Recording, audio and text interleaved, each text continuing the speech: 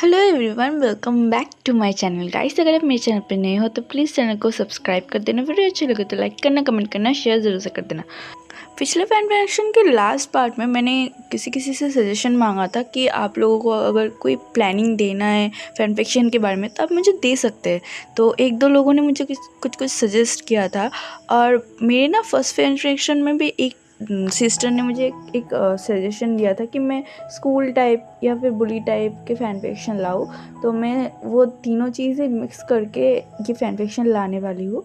ये एक modern version fan fiction है जिसका नाम है ड्रॉप डेयर। इस फ़ैन फिक्शन में टॉप लानवांग जी है और बॉटम विंग है। तो पहले फ़ैन फिक्शन के कैरेक्टर के साथ थोड़ा सा इंट्रोडक्शन हो जाए।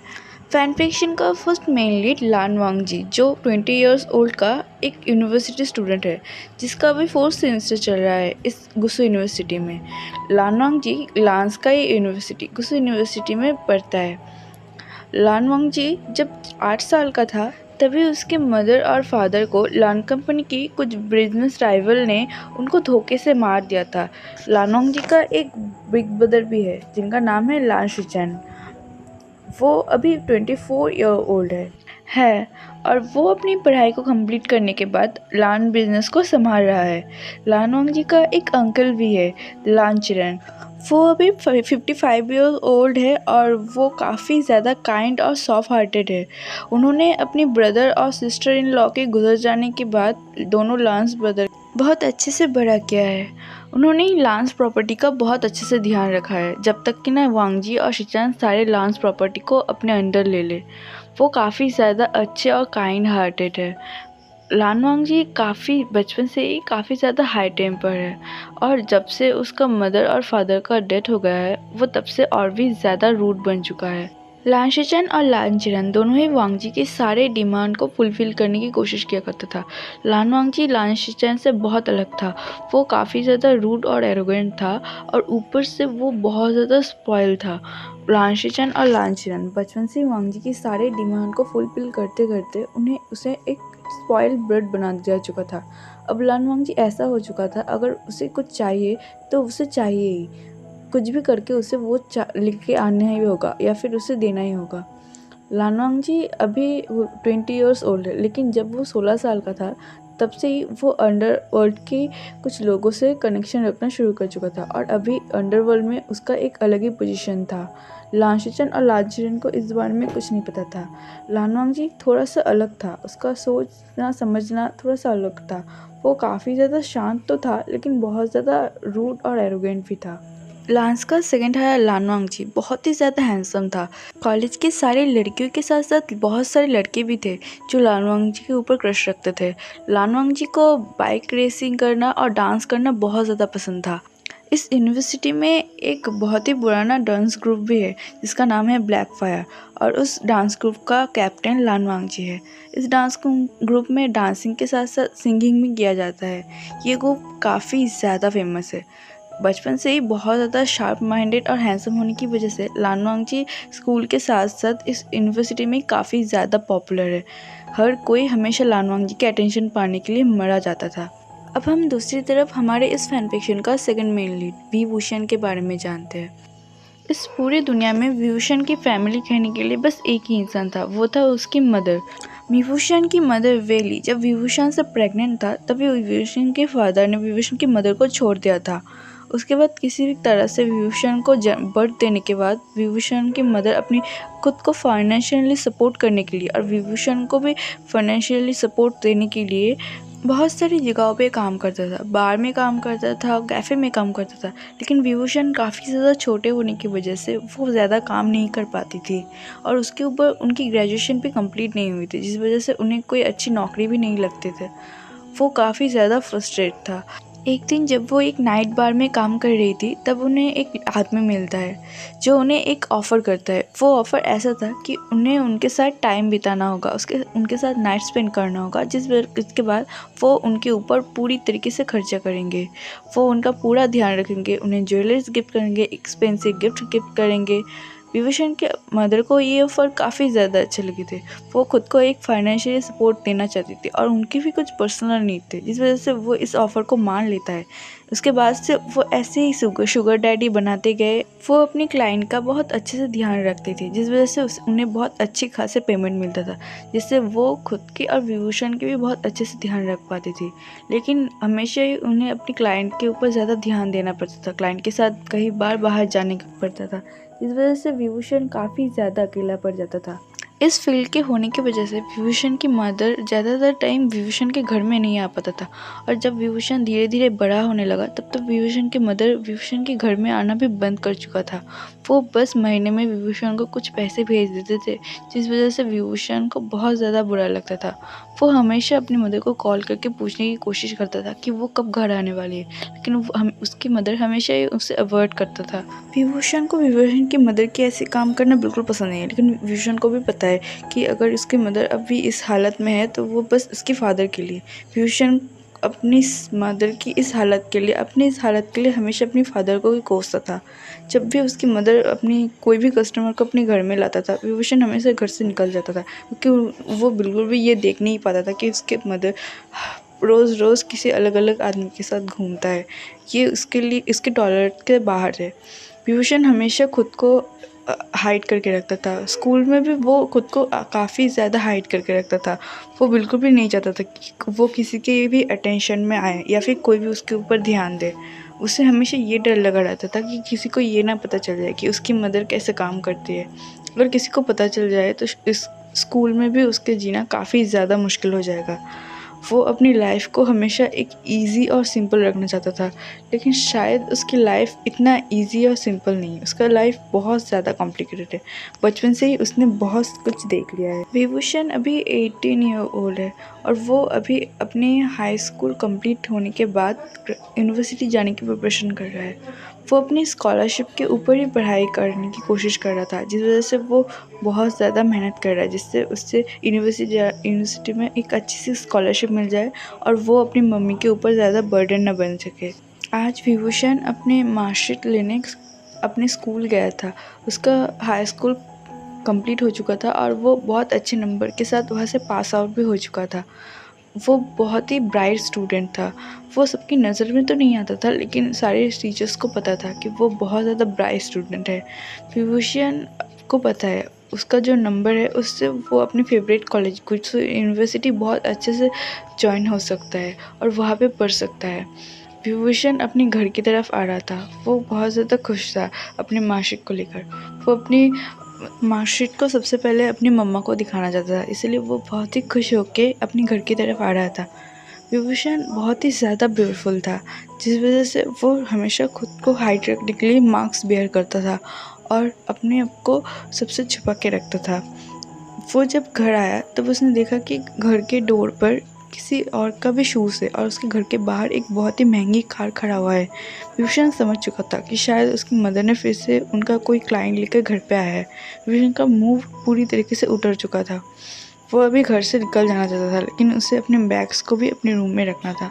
इसलिए वो सीधा अपनी मॉम के रूम को इग्नोर करते हुए अपने रूम की तरफ चला गया और अपने रूम के डोर को ओपन किया। रूम के डोर को ओपन करते ही वो बहुत ज़्यादा शॉक हो गया। उसने देखा कि उसके रूम के स्टडी टेबल की चेयर में एक आदमी बैठा हुआ है, जिसे देख के वो बहुत ज़्यादा शॉक हो गया था। वो हैरानी से उस आदमी की तरफ देखता है। उस आदमी को देख के ही लग रहा था कि वो आदमी काफ़ी ज़्यादा रिच होगा। पहले तो विभूषण उस आदमी को बहुत ही कंफ्यूजिंगली देख रहा था, लेकिन जब उसे लगा कि शायद ये आदमी उसकी मदर की क्लाइंट हो सकता है, तब उसे बहुत ज़्यादा गुस्सा आ गया। उसने गुस्से में अपने हाथ को बींच लिया था और वो गुस्से में उस आदमी की तरफ देखते हुए कहता है कि आप यहाँ क्या कर रहे हैं? क्या आपको नहीं पता कि आप इस घर के हर तरफ नहीं जा सकते? ये मेरा रूम है, आप यहाँ से बाहर निकलिए। इतनी तेज़ आवाज़ सुनकर विभूषण की मदर भी उसके रूम की तरफ आ गया था। विभूषण बहुत ही ज़्यादा गुस्सा हो गया था। वो बहुत ही चिल्ला चिल्ला के उस आदमी से बात कर रहा था, लेकिन वो आदमी बहुत ही कामली बैठा हुआ था। तभी विभूषण की मदर विभूषण के रूम की तरफ आते हुए कहता है कि वी क्या कर रहे हो? तुम क्या अपने मैनर्स भूल चुके हो? तुम चिल्ला क्यों रहे हो? वो इंसान तुमसे उम्र में बड़ा है, तुम्हें पता नहीं किसी इंसान के साथ कैसे बात करना चाहिए। ये सुनकर विभूषण अपनी मदर की तरफ घूरते हुए कहता है, मदर, मैं कभी भी किसी इंसान के साथ बदतमीज़ी नहीं करता हूँ, लेकिन ये इंसान मेरे रूम में क्या कर रहा है? आप इन्हें अपने घर लाया है ठीक है, लेकिन आप इन्हें अपने रूम में रखिए, ना कि मेरे रूम में। ऐसा कहते हुए वो उस आदमी को घूरने लगा। तभी उसकी मदर वेली एक गहरी सी सांस भरता है और विंग के हाथ को पकड़ते हुए कहते हैं, मेरे साथ चलो, मुझे तुमसे कुछ कहना है। ये सुन के बाद विंग थोड़ा सा हैरान हो जाता है। उसकी मदर कर क्या है? इस आदमी को उसके रूम से बाहर निकालने के अलावा उसकी मदर उसे अपने साथ ले जा रही है। विजन को कुछ भी समझ नहीं आ रहा था, लेकिन फिर भी वो अपनी मदर को फॉलो करता है और उसकी मदर के पीछे पीछे जाने लगता है। उसकी मदर विंग को अपने रूम में ले आता है और उसे अब पहले अपने बेड पर बैठाता है और उसे शांत करते हुए कहता है कि विंग, मुझे तुमसे कुछ कहना है। तुम्हें पता है ना कि मैं कैसा काम करता हूँ? ये सुनने के बाद विंग अपने सर को झुका लेता है। उसे बिल्कुल भी पसंद नहीं मदर का ये काम, और ये भी पसंद नहीं कि उसकी मदर खुद से कहे कि उसकी मदर क्या करता है या फिर कैसे काम करता है। लेकिन विभीषण कुछ नहीं कहता और अपने सर को झुका के रखता है। तभी वेली कहता है कि मैं असल में, वो बहुत ज़्यादा झिझक रही थी, वो कुछ कह नहीं पा रही थी। तभी विंग अपनी मदर की तरफ देखते हुए कहता है, मदर आप क्या कहना चाहती है, साफ साफ कहिए। ये सुनकर वेली अपनी एक ठंडी सी सांस भरती है और कहती है, मैं चाहती हूँ कि तुम आज अपनी कुछ टाइम उस आदमी के साथ बिताओ। ये सुनकर विंग शॉक हो जाता है। विंग अपनी शॉकिंग आइज से अपनी मदर की तरफ देखने लगता है। विंग को पता है विंग की मदर ये सब अपनी दिल से करती है और अपनी मर्ज़ी से करती है, लेकिन विंग की मदर ऐसा कैसे कर सकती है? विंग को किसी आदमी के साथ कैसे भेज सकते हैं? ये सुनकर विंग पूरी तरीके से शॉक था। वो शॉकिंग आइज से अपनी मदर की तरफ देखने लगते। तो वेली कहती है कि ये मेरा कोई क्लाइंट नहीं है, मैंने आज तुम्हारे लिए क्लाइंट लाया हूँ। तुम 18 ईयर्स के हो चुके हो और मुझे लगता है अब तुम्हें कमाना सीखना होगा। तुम अपने हाई स्कूल पास आउट हो चुके हो और मुझे नहीं लगता अभी तुम्हें कोई पढ़ाई की ज़रूरत है। वैसे भी इस फील्ड में हमें बहुत सारा पैसा मिलता है। अगर तुम ये काम करना शुरू कर दोगे तो तुम्हें कभी भी किसी चीज़ का कमी नहीं होगा, कभी भी तुम्हें पीछे मुड़ के देखना नहीं होगा। इसीलिए मैं चाहती हूँ कि तुम इस फील्ड में काम करो और तुम मेरी ही तरह ऐसे क्लाइंट बनाओ जिससे हम और भी ज़्यादा पैसे कमा सकें। ये सुनकर विंग शॉक हो जाता है। उसकी मदर कह रहा है। उसे पता है बचपन से उसकी मदर को उसका ज़्यादा केयर नहीं था। वो स्पेशली बचपन में तो थोड़ा बहुत वो विंग की केयर कर लेता था जब विंग छोटा था, लेकिन जब से वो इस फील्ड में आए तब से वो पैसे के पीछे इस तरह से भाग गई है कि उसे कहीं भी फ़र्क ही नहीं पता था कि विभूषण कैसे रह रहा है, कुछ खा भी रहा है कि नहीं, सो भी पा रहा है कि नहीं। उससे तो विभूषण को तो कितनी रात अकेले बिताना पड़ता था। कितनी रात वो अपनी मदर के लिए रोता था, डरता था, अपनी मदर को बुलाता था, लेकिन उसकी मदर कभी नहीं आता था। लेकिन आज उसकी मदर उसे एक आदमी के साथ भेज रहा है। विभूषण को बिल्कुल भी समझ नहीं आ रहा था कि उसकी मदर क्या कर रहा है। वो बहुत ज़्यादा हैरान हो चुका था और उसे बहुत ज़्यादा गुस्सा भी आ रहा था। वो अपनी मदर की तरफ शॉकिंग आई से देखते हुए कहते, मदर आप क्या कह रही है? मैं ये सब नहीं करना चाहता। आप मेरे लिए लाइन ले हैं, मतलब मुझे वो समझ नहीं आ रहा। विभूषण अपनी बात को भी ठीक से नहीं रख पा रहा था। वे वेली विंग के सर पर हाथ फैलाते हुए कहते हैं कि मुझे पता है तुम शायद इस सब में नए हो, तुम्हें डर भी लग सकता है, लेकिन मैं यकीन करो धीरे धीरे तुम भी इन सब की आदत हो जाओगे। बस तुम अपनी क्लाइंट को टाइम दो। ऐसा कहते हुए वो विंग के सर को सहलाने लगी। फिर अपनी जगह से उठता है, अपनी वार्डरोब से एक ड्रेस निकलता है और विंग की तरफ बढ़ाते हुए कहता है, इसे पहन लो, तुम्हारी क्लाइंट तुम्हारे रूम में वेट कर रहा होगा। ये सुनकर विंग शॉक हो जाता है। वो अपनी जगह से उठता है और पीछे चलते हुए कहता है, नहीं मदर, मैं ये सब नहीं करना चाहती, मैं पढ़ना चाहती हूँ, मैं पढ़ना चाहती हूँ, मैं अपनी फेवरेट यूनिवर्सिटी में एडमिट होना चाहती हूँ, मैं उसके लिए मेहनत भी कर रही हूँ मदर, मैं ये सब नहीं चाहती। ऐसा कहते हुए वो पीछे की तरफ जाने लगा। तभी वेली विंग के हाथ को पकड़ता है और कहता है, तुम कहाँ जा रहे हो? तुम्हें पता है ना तुम कहीं नहीं जा सकते। मैं तुम्हारा क्लाइंट अंदर वेट कर रहा है, हम उन्हें लौटा नहीं सकते। अगर हम ऐसा करेंगे तो तुम्हारे साथ तुम्हारे लिए मेरे एक बहुत बड़ा लॉस हो जाएगा और मैं ये लॉस नहीं झेल सकता। अभी भी हमें हमारे अपार्टमेंट का रेंट पे करना है और हमें हमारे एक्सपेंसिव भी उठाना है। तुम जो इतने पैसे उड़ाते हो, तुम्हारे इतने खाने के खर्चे होते हैं, इतने एक्सपेंसिव होते हैं, वो कौन देता है? मुझे देना पड़ता है और वो सब इस क्लाइंट की वजह से ही आता है। इसलिए हम हमारे क्लाइंट को नाखुश कभी नहीं कर सकते। ऐसा कहते हुए विभीषण के हाथ को पकड़ते हैं और खींचते उसके रूम की तरफ ले जाने लगता है। विभीषण अपने सिर को ना में हिलाता है, अपना हाथ को अपनी मदर से हाथ से छुड़ाने की कोशिश करते कहता है, नहीं मदर, मैं नहीं जाना चाहता, प्लीज़ प्लीज़ मेरे हाथ को छोड़िए। ऐसा कहते हुए वो अपने हाथ को छुड़ाने लगा, लेकिन वेली विंग के हाथ को बिल्कुल नहीं छोड़ रहा था। वो खींचते विंग को उसके रूम की तरफ ले जाती है और उसे धक्का मार के उसके रूम में फेंक देता है और अंदर से उस रूम को लॉक कर देता है, बाहर से उस रूम को लॉक कर देता है। विंग बहुत ज़्यादा शॉक हो चुका था और वो डर भी चुका था। उसकी मदर क्या कह रहा है ये सब, उसे अपने क्लाइंट को सर्व करना है, वो तो कभी इस बारे में सोच भी नहीं सकता था।